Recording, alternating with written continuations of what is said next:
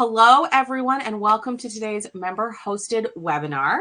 Now, as a solopreneur, you have done it all, and now your business is ready to expand, but feelings of overwhelm and uncertainty are holding you back from hiring your first employee or contractor. And in today's one-hour event, CanWCC member Adriana Scali of Link HR will share her experience as an HR professional about first hire fundamentals. And let's just dive in. So my name is Jenna Clockley. I am the Director of Membership and Community here at the Canadian Women's Chamber of Commerce, or CanWCC, as we call it for short. My pronouns are she, her, and I live and work on the unceded and unsurrendered lands of the Anishinaabe, the Cree, the Ojai Cree, the Dakota, and the Dene peoples, and home to the Métis Nation covered in Treaty 1, colonially known as Winnipeg, Manitoba. And if you are looking for the Indigenous lands you are on, you can visit native-land.ca for the treaties and the original keepers of what is known as Canada today. The Canadian Women's Chamber of Commerce is the first and only chamber of commerce for diverse women, identified, and non-binary business owners in Canada. As a chamber of commerce, we represent your needs with the government, and our position and title as a chamber give us access to the people who impact change. We exist to improve the quality of life for the over 1 million entrepreneurial Canadian women through advocacy with policymakers, and we aim to build a healthier and more inclusive Canadian economy. We are here to amplify the stories and the voices of diverse women and non-binary entrepreneurs and to fight for their economic equity. And now, let me introduce you to your host today, CanWCC member, Adriana Scali. Adriana is an accomplished HR professional with over 20 years of experience in the field. As a certified human resources leader with the Human Resources Professional Association, she has led HR strategies in organizations across various industries, consistently driving success through innovative and effective people solutions. Her passion for supporting small and medium-sized businesses inspired her to start Link HR in 2015. At Link HR, Adriana and her team of HR professionals provide forward-thinking and value-added people solutions that align business goals, enabling sustainable growth and prosperity for their clients. So thank you, Adriana. Over to you. Thank you, Jenna, for the introduction. And thanks also to CanWCC for the opportunity to present on this topic today, which is near and dear to my heart. I'd like this workshop to be as interactive as possible. So please, as we go along, if you have questions, you don't have to wait till the end. Just put your question in the chat or raise your hand, and Jenna will help me monitor that and alert me if there's something. I'm probably very ambitious with the content that I want to cover today. So we might not get through all of my topics and slides. But what's most important is that, we have good discussion and your questions get answered. If you are in a space to keep your camera on, I appreciate that because I feed off your energy. And I like to see if you're nodding in agreement or shaking your head in disagreement or whatever reaction you're having. I appreciate that. And then Jen, if you could just give me a 5-minute warning before the end of the presentation, that way, because I can get carried away. I want to make sure I do allow time at the end just to wrap things up properly. All right. I just want to get a better understanding of the audience today and the timelines for hiring. So we don't have a poll function here in Circle, but we can use the chat. So I wanted to ask, in terms of timeline of when you're planning on hiring, if you could put a +1 or me in the chat, that would be great. How many of you are planning on hiring before the end of the year? So in the next 3 months, if you are, if you could put a +1 or a me in the chat.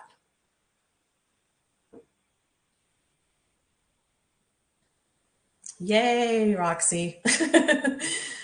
All right. How many of you planning in the first half of 2025? I can't believe we're saying 2025 already. First half of 2025.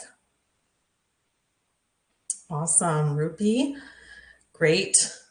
Yay. Love this. And how many of you in the second half of 2025? So in about a year from now.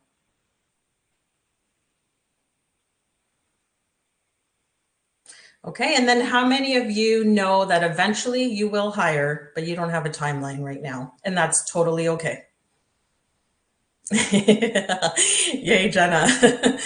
Well, I need to commend all of you, especially those that are planning to hire, in some time, for joining the workshop today. I hope that you get some insights and, considerations to think about before you actually get into that stage.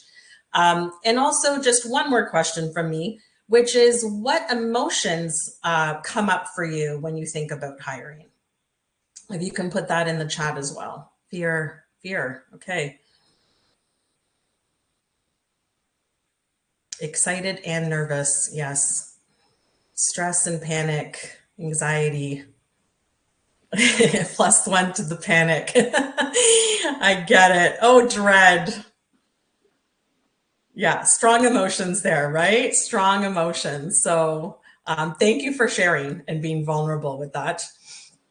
So yeah, all those feelings are completely normal. It is exciting and at the same time could be stressful, anxiety producing, brings up fear. What we don't want is for those more negative emotions, unpleasant emotions, I should say, to hold us back, to hinder us from growing our business, right? We want to manage those emotions. We want to get clear on who we need to hire to help us grow. And I always feel for myself anyways, the more I know, the more knowledge I gain on something, the more preparation I do, then that fear starts to lessen over time, or that anxiety and panic.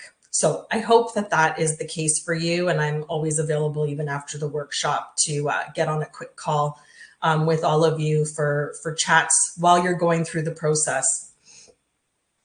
So I'm going to move on now to some of the things that common mistakes that I see solopreneurs make when they are becoming employers. So the number one thing that I see is, someone having everything set up operationally so that their business becomes an employer, but they themselves are not adopting a leadership mindset. What I mean by that is, you're so used to working solo in your business. You're the one doing everything. Everything is up here in your head, all the knowledge, all the ways that you serve your customers, all the, internal intricacies involved in your business. And if you keep up with those same patterns and habits and not, not influence, not lead, not motivate, not encourage, not be, sharing of information, helping your employee grow to also better serve your customers, then that's when I see this transition not being successful with some solopreneurs. The other thing that I see is not having clearly defined roles. I actually see this a lot. It's one of those things that I find surprising because I'm an HR professional and we so much love job descriptions that this is amazing to me when I see solopreneurs say, I need to hire and I think I need to hire for this or that. But they don't document what the job entails. They don't document duties and responsibilities. They have an idea, but it's not like fully thought through, and it's not communicated, in terms of advertising the job, recruitment, et cetera, et cetera. So what happens when you don't have a clearly defined role is that then you're not certain about the qualifications necessary. And then oftentimes I see solopreneurs hiring, and there's nothing wrong with this, but hiring a best friend, a family member, someone that they know they'll enjoy working with, which is great. We still want that. But because they haven't taken the time to define the job, they haven't also defined the qualifications. And so sometimes hiring the friend or the family member, it may work out wonderfully for you. And I do have clients that are family owned and operated businesses that work beautifully together. But those people also need to have the qualifications to fill the job need that your business requires. Okay. Obviously, another one is an ineffective hiring and onboarding process. This kind of goes with what I just mentioned, right? So when you don't have a clear job description, you're not able to hire effectively.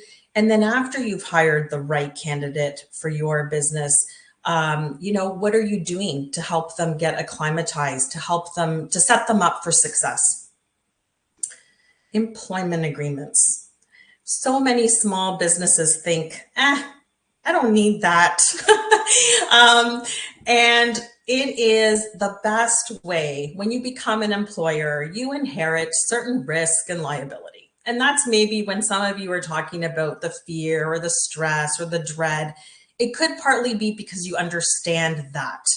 And so having a properly drafted, valid, and enforceable employment agreement is key to protecting your business from unnecessary risk and liability.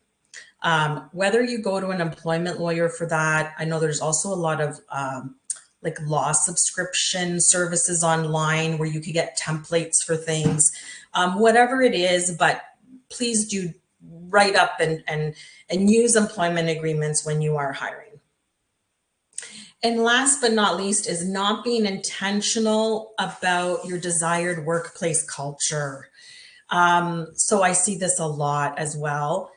When founders are not deliberate, are not intentional about building the desired workplace culture that they want for their business, guess what? It will be built for you. And it may not be what you want for your business. So those first team members that you bring on board, whether they're contractors, freelancers, employees, whoever they are, if you're not very intentional about building the culture that you would like for your business, those people will start to adopt their own ways of doing and incorporating their own values. And it may become something, like I said, that you never intended, you never wanted for your business. So, what do you all think about that? I'm just curious to hear from this group today. What are your thoughts about organizational culture, and what type of culture do you envision for your business? Anyone can come off mute or type in the chat. I'd love to hear from you. Roxy? I that for me is like something I never really thought about, is like being intentional about building that culture, and like leads to all these questions of me, for myself, is like, what is the culture that I want? How do I build that? Like, that's actually something really important, because I've been in corporate cultures in the past where I was like, ooh, I don't like this. This is icky. And so now that I have my own company, how do I make it like good and like the one that I want? Anyway, so yeah, it's just, that's a very like light bulb moment. Great, good. I'm glad that got you thinking. I think because you're someone who's planning on hiring soon, sooner rather than later. So definitely something to think about. Anyone else want to share before I talk a little bit more about culture? Thank you for that, Roxy. Rachel said that she 100% agrees in the chat. Is there anything you want to add to that, Rachel? Like what's coming up for you when you're thinking about, building your culture? I mean, like, so I have a law firm, and I mean, there's increasingly, a lot of women-owned law firms, and it's sorry, I've also got a baby here, and it's fantastic to see. And so the other thing is, like, for us and for me, like, I do want to encourage and have this sort of almost family first type of business, but also like I have tried this with, fractional workers, and it's been rather difficult. Like, it's been really difficult to both, say, yeah, I am open to you, having come off mat leave and coming to join my business, but I also need you to work. Like I'm also expecting you to be, when you're here, like, to be here and to be able to, make decisions, and, come to me when it's necessary, but like sort of be an independent thinker and actually get stuff done. And there seems to be, like, it's almost as though the sort of family side seems to be, okay, well, they're like a relaxed employer, and So, maybe I can get away with a little bit more. And then like that's not what I want at all. So I'm kind of struggling between how do I set those boundaries and how do I, make sure that they're actually doing what I need them to do without being, kind of the terrible male employers that we've all encountered. Yeah, thank you for sharing that. I know that there's a little bit of vulnerability in sharing on these types of workshops. So I appreciate that. And I hear the struggle there because I feel that I'm the same way with my team. But you did bring up a word, boundaries. And you used a few other words that now I can't remember. But anyway, what I think is important is that it's not, it's not, you can offer flexibility and still set the expectations and still set boundaries, right? It's not a this or that, right?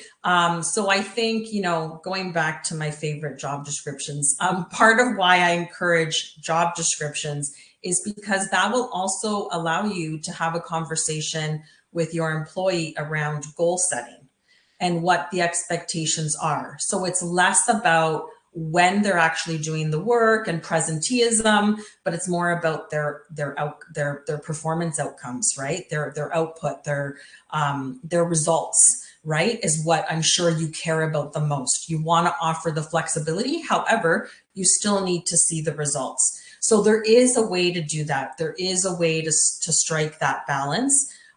It's going to look different in every business for sure. But yeah, I appreciate that. And I could have a whole hour conversation just on that. But it sounds like, I think your values are coming through there and you have already put thought into what your desired workplace culture will be. And that's what I would suggest, like Roxy and anyone else that's thinking about, okay, what type of culture do I want for my business, is to start with the values of the business, right? Start with your vision, the purpose of the business, and then the values. And then move on to what type of employee experience do you want to provide? You'll hear a lot these days. I find, it's one of the many HR buzzwords. We talk about candidate experience and employee experience. And I think especially for small businesses, employees join small businesses because they are looking for a certain employee experience. Usually that involves some type of flexibility that they can't get from a larger employer. So, I hear from a lot of my clients, I can't pay what, this larger competitor can pay. But think about not just pay, think about all the other things that you can offer in terms of your culture, in terms of flexibility, in terms of professional growth opportunities, in terms of succession planning opportunities. All those kinds of things are just as important and sometimes more for that type of person that wants to join a smaller company, right? So think about that as you're thinking about your customers. But I would say start with what your vision and purpose is of your business, and then think about the values of your business. And then how will you, hire the right employees that have that value alignment? And then how are you going to recognize those values in your employees? How are you going to reward for them? What workplace practices are you going to build to encourage those values to come out in their behaviors and their performance and that kind of thing? I hope that gives you a little bit of a start to think about workplace culture. Okay, thanks, Jenna, for nodding. Good. I might have missed a comment there. Yeah, Rupi was just saying that, finding balance and harmony with different personalities is something that they would want to curate in a safe workspace. Mm-hmm. Yeah. Training around problem solving, conflict resolution. Yeah, that's amazing. I think coming up with, again, going back to values and behavioral norms, That's really important for things like that, especially in a small team. Like when we have a conflict, what are we going to do? How are we going to address it with each other? Talk about it before it happens, right? That's part of building your team and adopting that leadership mindset.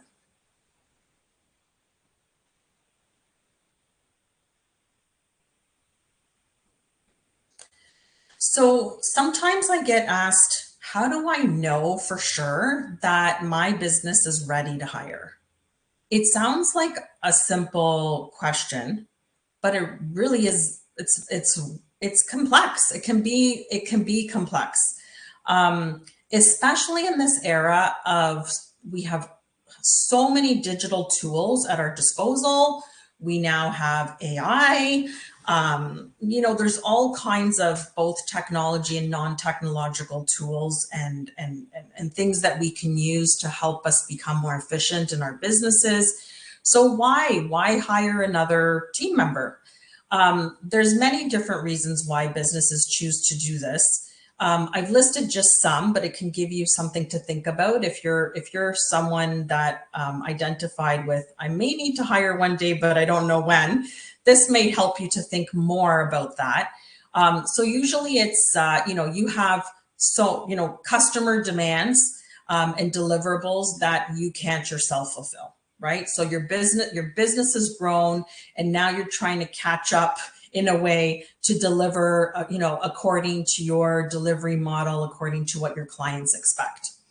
It may also be to fill skill gaps, right? So we all know that we're not an expert at everything, right? I'm certainly not the expert when it comes to my own business's accounting and bookkeeping, things like that. So we may need to hire an expert in certain areas where it just doesn't fall into our wheelhouse. The other reason is you want to expand in a different market. So maybe your business, you need, sort of feet on the ground in a certain geographical location.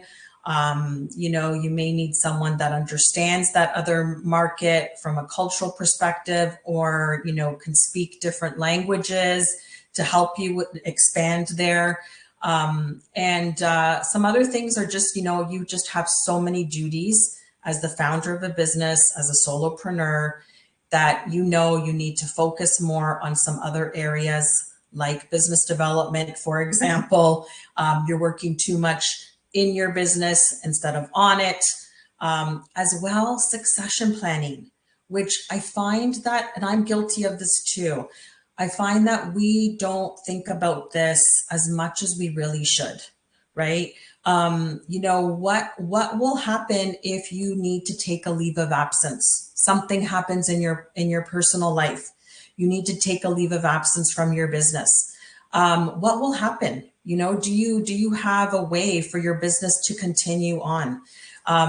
For me, I found the first few years, I wasn't taking proper vacation times. I realized I really needed someone that was going to get to know pretty much all the client projects that we were working on, so that I finally took a 3-week vacation. And guess what? My business didn't fall apart and my clients weren't upset. And all those fears I had, I didn't have to fear those things. So think about that. Think about, for your own, also well-being, succession planning, being able to step away from the business when you need to.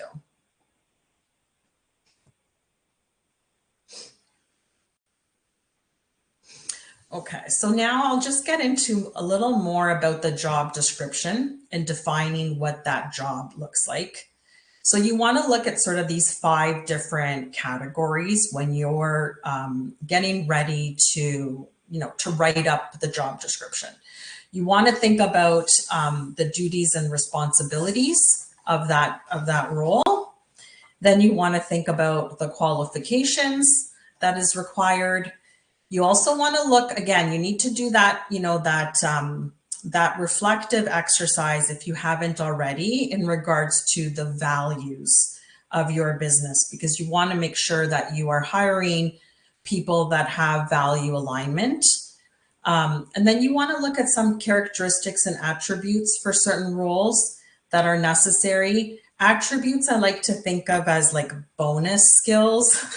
So it could be someone that, you find out is really creative.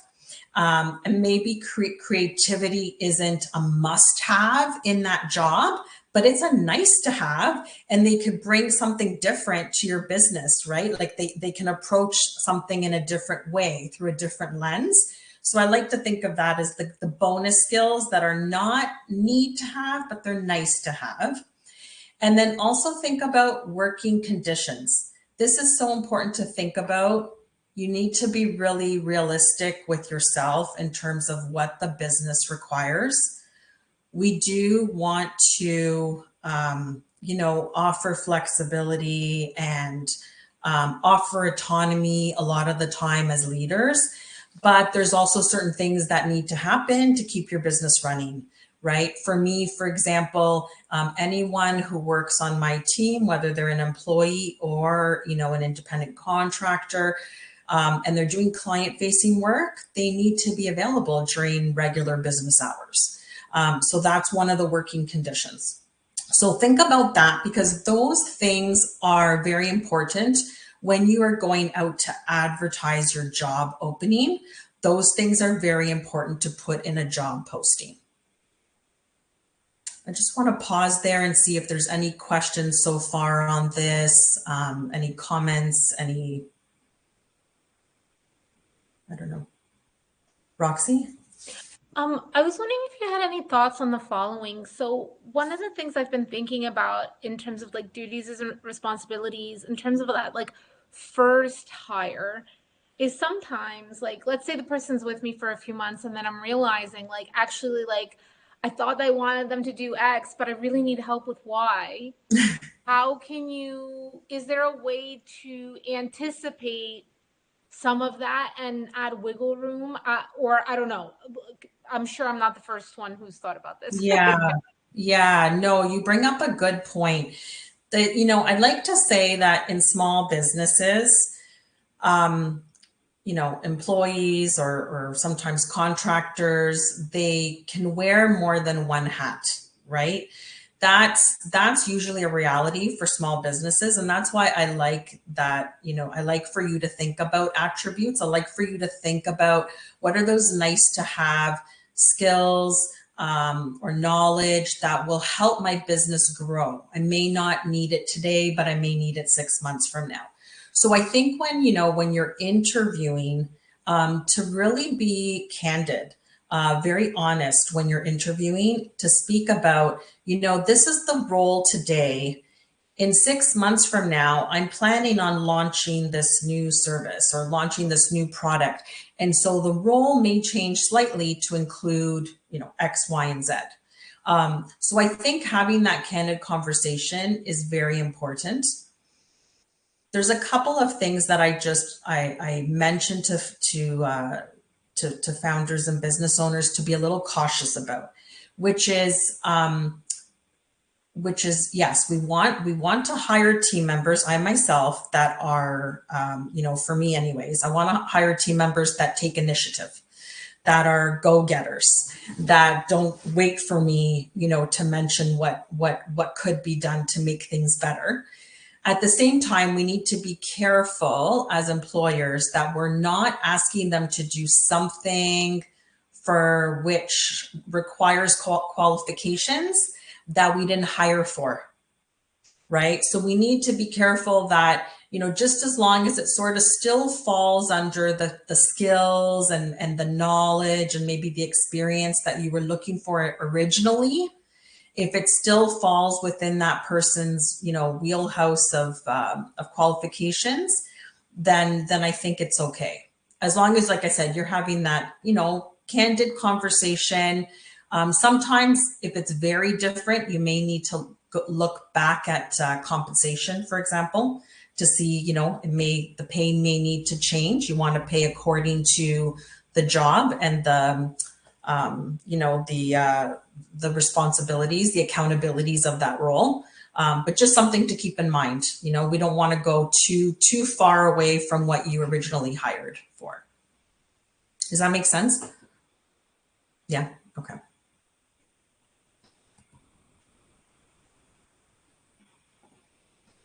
Okay. So now we'll go on to talking about types of roles.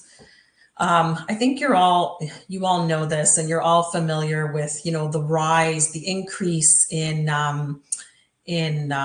fractional, fractional employees, freelance employees, right?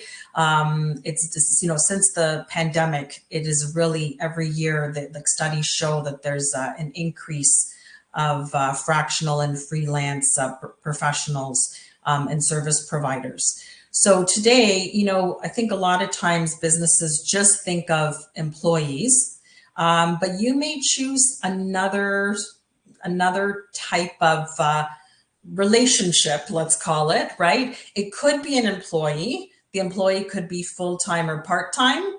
The employee could be permanent, or could be like on a contract. For example, if you have to hire seasonal workers, I know that's what's happening right now. I was at the mall yesterday and they were gearing up for their seasonal hiring and retail.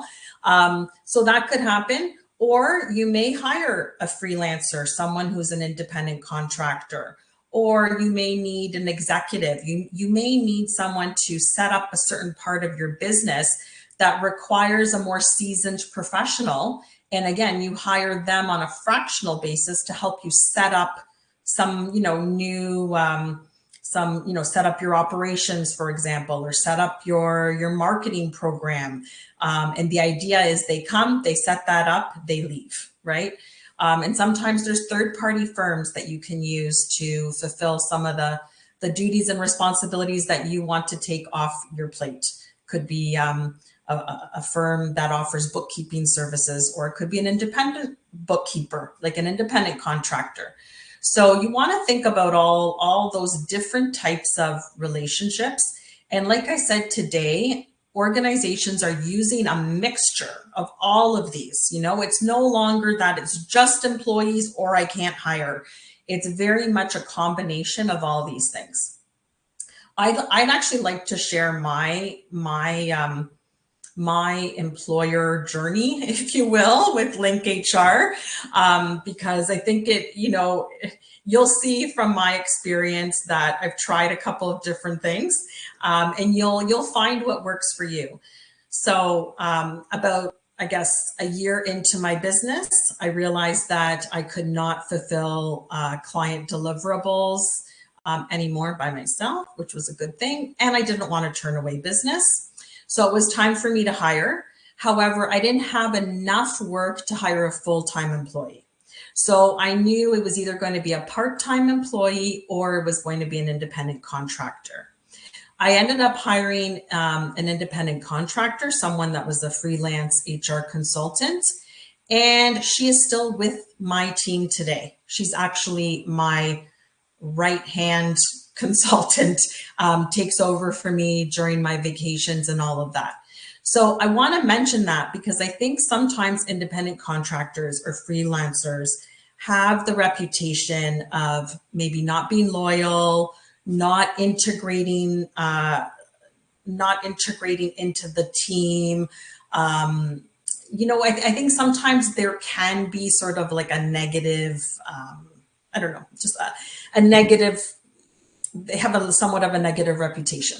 So yeah, I want to say that that's not the case. I think that the way you hire, again, according to values, according to what you're really looking for, you set the expectations.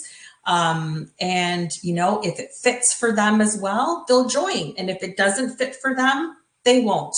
But it is okay, even with independent contractors or fractional executives, what have you, it is okay to, expect that they treat your clients in a certain way, like you would expect from your employees.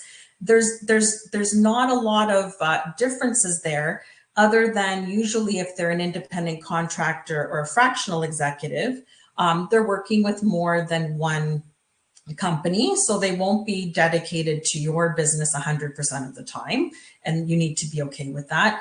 They will set their own schedule, but again, you can have a conversation around, hey, I'm looking for someone 20 hours a week. Are you able to provide that? You know, that's the case in my example, is that I needed someone to help out so many hours per week within standard business hours. I didn't care if it was Monday to Friday, 3 hours a day, or if it was 3 full days, or, you know, 2 full days. I needed certain, you know, I had deliverables, and we set it up based on the relationship, based on that. These are the deliverables. Tell me, you know, how you would go about doing this, but these are my parameters. These are like, this is how my business works. And you would onboard independent contractors and freelancers and fractional executives the exact same way as employees.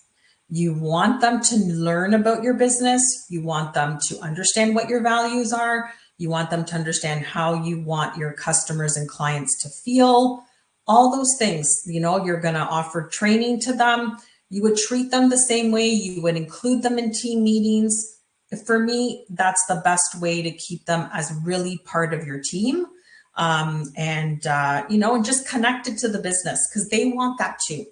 Freelancers and independent contractors, they want that as well. They want to feel like part of your business and part of your team. Is there any questions about that, about these different types of roles?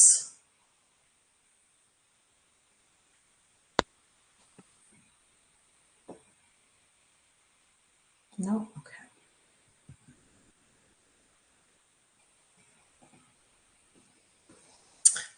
There's lots of grants and subsidies out there to help you hire. So please look into that. I'm based in Ontario, so I'm more familiar with the Ontario grants and subsidies, but, you know, take advantage, do some research, because I know they're out there.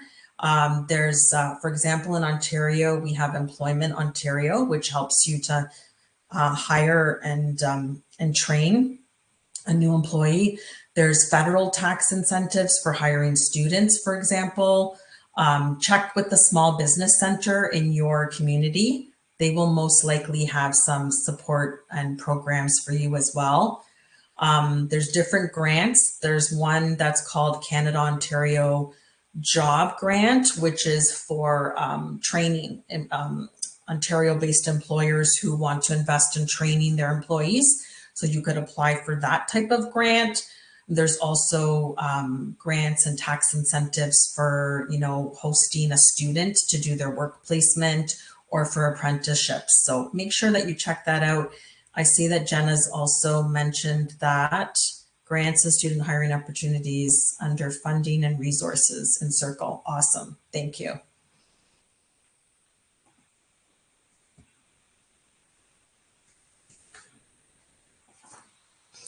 All right, so now I'll just move on to the recruitment process. We'll start here because you'll need to get them in the door. So we'll talk about recruitment a little bit more now. We talked about culture and that kind of thing, but you know, obviously the goals of the recruitment process is to hire the best candidate for you, for that role within your company based on the established criteria, right? So when you took time to write out a job description and really thought about the qualifications, then you're more in a better position to hire the best candidate. Of course, you want to be able to attract a diverse talent pool and use an inclusive recruitment process. I could do a whole other workshop on that. I will touch briefly upon it in the next couple of slides, but I'm happy to speak with you about that further after the workshop. Of course, you want to be compliant with all relevant human rights and employment legislation as you are hiring. And, you know, I think for all of us here, I can say for certain that you want to be able to provide a positive candidate experience, even for those candidates that are not going to be successful, that are not going to be hired by your business. Why is that important?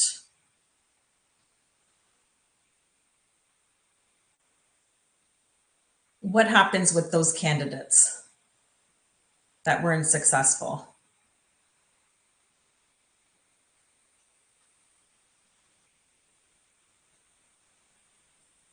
I think they become like your raving fans. They can be, right? Like they know about your business and they've been through something with you, so they might bring you up in conversation or talk about you.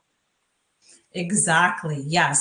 You want to ensure that all candidates go through a positive experience applying, being interviewed by your company, because it is like Miriam wrote here, brand recognition. It is part of sharing your brand, right? And you never know, they may not have been selected for the job that you are hiring for, but if they had a really good experience, they're going to tell their friends. They're going to tell people. They might write a review for you online. And if they didn't have a great experience, they may also write a review online, which is what you don't want, right? We don't want those negative reviews. So you never know. Also, those candidates may become your customers, right? I see that happen sometimes, right? They apply to your job, they learn about your company, and then they go, oh, wait, I could use that in my life. I want to buy that product, or I need that service. And then they might tell all their friends and family about the service or product that you're offering. So definitely you want to make sure that that positive candidate experience is top of mind. As well, for the person that you are going to hire, it just sets them up to want to be a part of your team.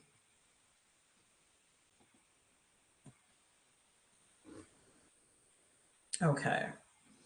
Employee value proposition, the EVP.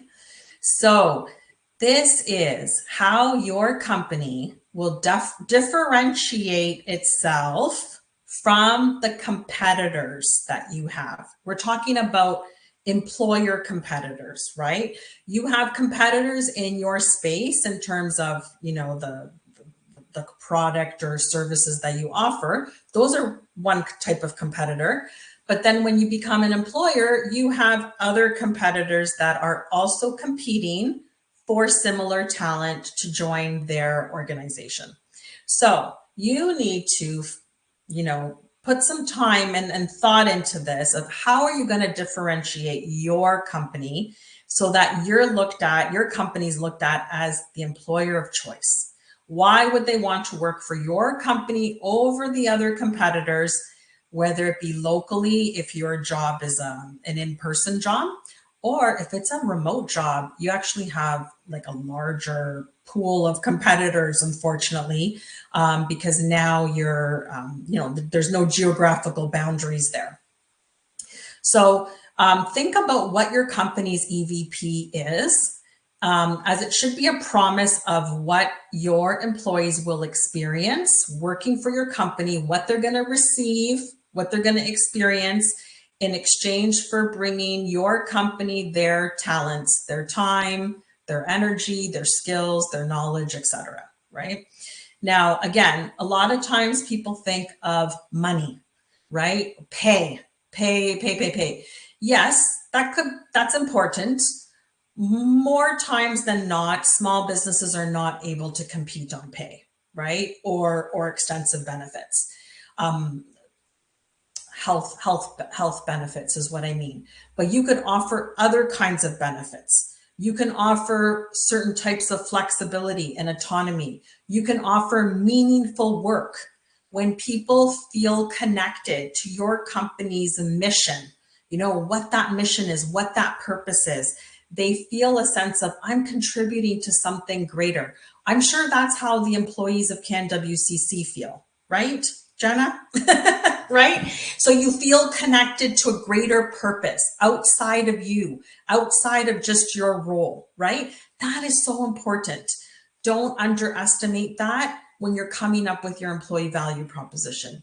And I encourage you to actually write this out and include it in any job advertisements, job postings. When you're speaking to people, you want to be able to say, hey, I'm looking for someone to help me with, you know, and you know what? We're a great place to work, because you want to be able to say more than just, we have competitive pay, or, you know, we offer remote work. Like, okay, that's good, but it's a little boring. Come up with what it is for you. Sometimes people, it's they work in a home office. They have their team of 4 or 5 people coming to their home once a week, and they can all bring their dogs. That's a perk. That's a perk. So, whatever it is, make sure you think about it and use it to your advantage, what your EVP is. Has anyone thought about their EVP, or does anyone have one? Like, you didn't realize you had one, but you actually have one? Anyone who has employees already, maybe, or contractors? I never thought about it in this term. So this is actually like really helpful, like words, like a EVP. I like that. But I feel like people who I might hire would also maybe work at like one of the big banks, but like like Scotia, TD, something like that. But like the experience you're gonna have working with me is like a universe away compared to your experience working at Scotia. And so Okay. like I feel like that's definitely like my competitive advantage as an employer. And so like this is like a really interesting, again, like word, like way to put ideas into words. I like that a lot. Yeah. So like you're what I think you're saying is there's greater career growth opportunities working Yeah. for your company, right? They're going to have more exposure. Yeah.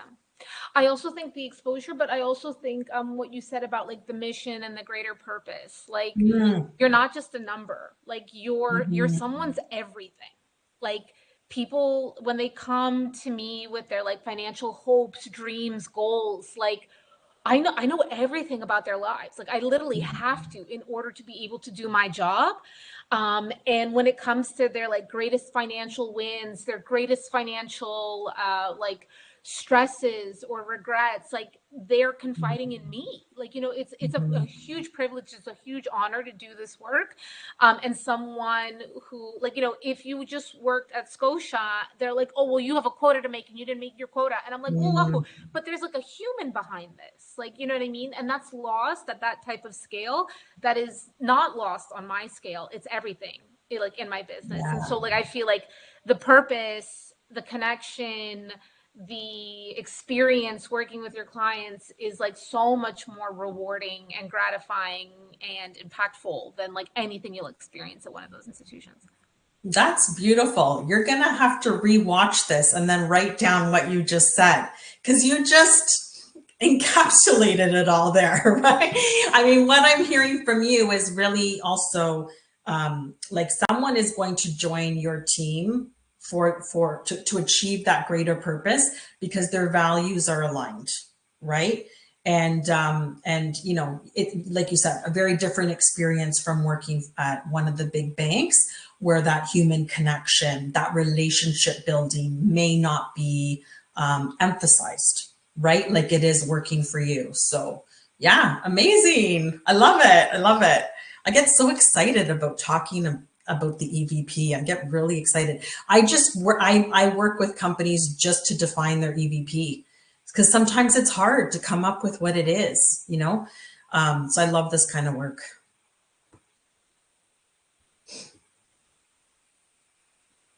Okay, I did say we were just going to talk a little bit about inclusive hiring practices. So I've got like 6 tips here for you. One is using gender neutral language to write a job posting. There's actually software out there that you can use. You can draft a job posting. You can run it through a software. I think one of them is called Textio, but don't quote me on that. I'll look it up actually, and then I'll send it to Jenna, and then she can share it with you afterwards. But yeah, you could put a draft of a job posting, or anything really, a draft of a communication through this kind of software, and it will show you, hey, change this to this and this to that. So you want to state your commitment to diversity, equity, inclusion, and belonging, and what it means for your company. How do you act on it, right? So you're committed to it. How are you committed to it? Focus on skills required for the job, not on education or years of experience. And I'll talk about this in a couple of slides, why that's important. You also want to, take the opportunity to advertise your job openings across various sources. And I have shared with Jenna, I know she'll share with you afterwards, examples of some diversity job boards, okay? So we know job boards, online job boards is, the majority of how employers advertise and post for roles. But there are niche job boards specifically for underrepresented and marginalized communities. So take advantage of that. Establish a diverse interview panel if possible. If it's just you, I get it, it's okay. But it's always good to have more than one person in your interview panel because we all have unconscious bias. And so when you have more than one person, you're able to sort of, talk through things and uncover some of your unconscious bias, which may have come into play. And you want to use a standardized interview process. Like you want to use the same questions that you ask every candidate based on the job and what it requires. You cannot, I can't stress this enough, please don't have just a casual conversation. It's okay to be personable and have small talk in an interview. It is actually more than okay. You should do that. But you really do need to think about the questions that you want to ask. This is very important to set up a fair and equitable recruitment process, but also to make sure that you're hiring the right person and offset some of that unconscious bias that we may have without using structured questions.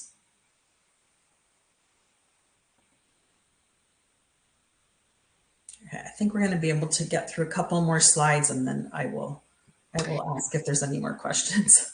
We do have one question in the chat, though, okay. Asking about, Rachel's asking, for solopreneurs, would you recommend hiring someone to help you with interviews? Yes, I do recommend that. You could hire an HR professional like myself.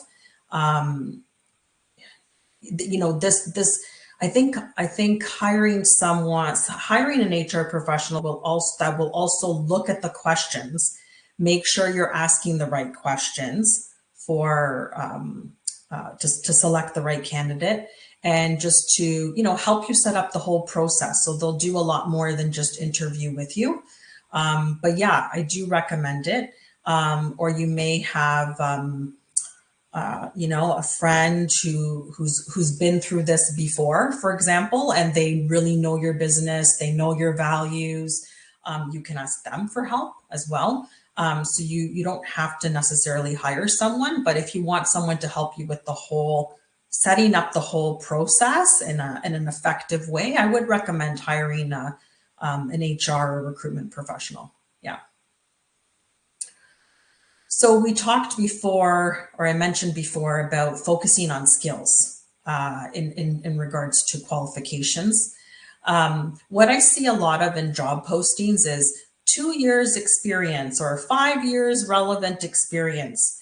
And what does that really mean, right? Like when you think about that, we don't all gain the same type of experience within a certain period of time, right? Myself and someone else could be working within a company in an HR capacity for the same amount of time, but come out having learned very different things, having very different experiences, having different knowledge gained, different skills practiced, right? So it's really hard to say like someone's 2 years experience isn't the same as someone else's 2 years experience. And what do you really need for your job? It's usually not, you can't quantify it like that. So what you want to be more specific with the type of experience that you're looking for. So you could, instead of saying 2 years of experience, be more specific, like previous experience providing administrative support to a team, including calendar management, customer service, presentation creation. And part of the interview process could be, can you show me an example of a presentation that you've created? Or can you talk to me about calendar management for a busy team or a busy CEO, for example? So that's important. And then there was another one here. Knowledge, a lot of times, or education, I should say, I see in job posting, needs to have a diploma in or a degree in. Well, now, all those that were not educated here will not have that diploma from Centennial College or from the University of Toronto or what have you, right? So I think it's more important to get at what is the knowledge that you need them to come with to perform successfully in the role, right? So instead of being very specific about what type of education it is, like the diploma or degree program title, talk more about education in, or demonstrated knowledge. Some people have enough work experience that it's more than sufficient. They didn't need to go to, they now don't have the diploma, but that's okay. They've gained enough experience. I see that I'm almost at 2 o'clock, Rachel. You are. You're almost at 2 o'clock, and I know you got a couple more great slides. Yes. This is the easy part, right? We talked about like the common mistakes that founders make.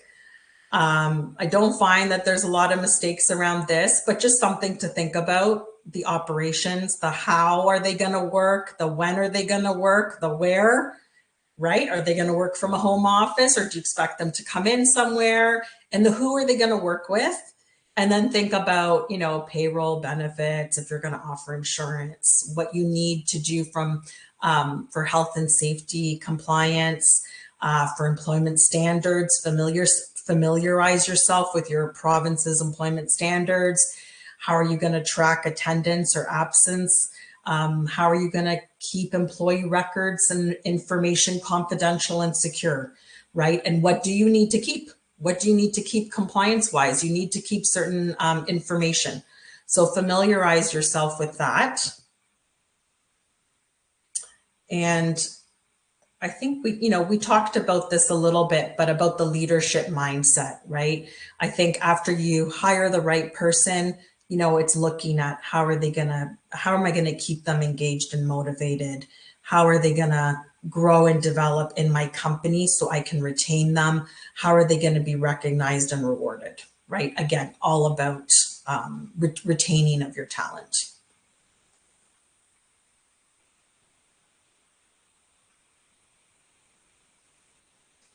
When you're designing an onboarding program, there's the 4 C's. Dr. Talia Bauer came up with this.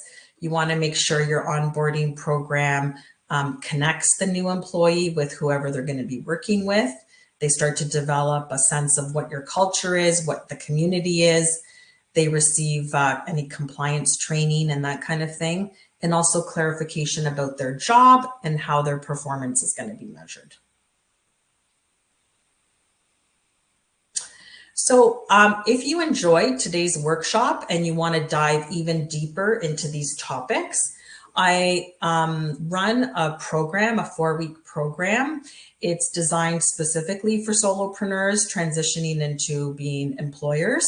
It's 4 weekly workshops. We go into a lot more detail about the topics we covered today, but also much more in terms of workplace practices and policies. The program also includes one individual consultation for 60 minutes. And I also share with the program participants a bundle of resources that they can use, like tip sheets and templates and things like that. So I think Jenna shared with you in the chat some more information on that. Yeah, there's a 20% discount now until October 11th. So if you found this valuable, I hope to see you there. And that's it from me. Thank you very much. Thank you for your participation. I appreciate your questions and your discussion. This was a lot of fun. Thank you, Jenna. Thank you, CanWCC. Oh, yes, this was incredible, Adriana. I mean, even, I'm a independent contractor. And so even going through this, I'm seeing like, oh, yeah, that happened in these jobs. And I really like that. And like, all of that stuff. So this is just so eye-opening when you are starting to hire and you're thinking about what do I have to get in place. So thank you so much for putting this together. Link HR offers our CanWCC members a discount on several of their services. That's under the Trusted Partner discount section of the circle.